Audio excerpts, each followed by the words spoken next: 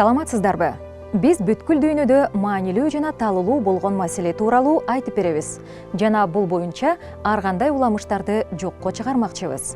Кеп баңги заттарынын адам организмине тийгизген таасири тууралуу болот. Эмесе, баңги зат жөнүндө эмне билебиз? Бул тууралуу ар кандай булактардан түрдүү маалыматтарды угуп жүрөбүз.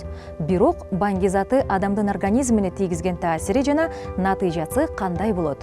Дал ушул тууралуу маалымат берели. Биринчиден, курамында баңги заты бар препараттар медициналык көрсөтмө менен дарыгердин көзөмөлүндө кабыл алынат. Экинчиден, баңги заттар мас кылуучу зат болуп эсептелет. Ага үйрөнүп, андан көз карандуу болуп калуу тобокелдиги жогору.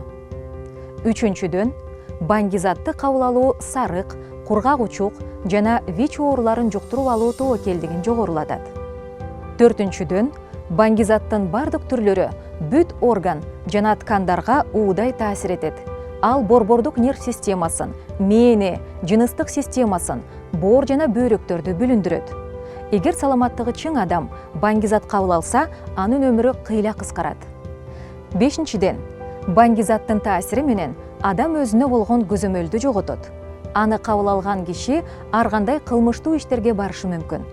Өзүн өзү сактоо инстинкти жоголуп, адам түрдүү ыңгайсыз кырдаалга туш болушу толук ыктымал.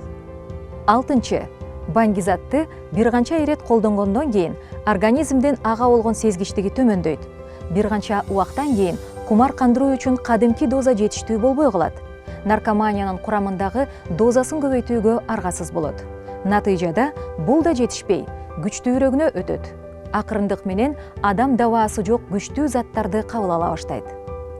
Көпчүлүк учурда баңги заттан көз каранды адамдар дозадан ашык кабыл алуудан көз жумушат. Баңги зат менен байланышпоонун эң жөнөкөй жолу аны такыр кабыл албай коюу. Жалган ырахат үчүн өз өмүрүн тобокелге салуу туурабы же жокпу, ар бир адам өзү чечим кабыл алышы керек.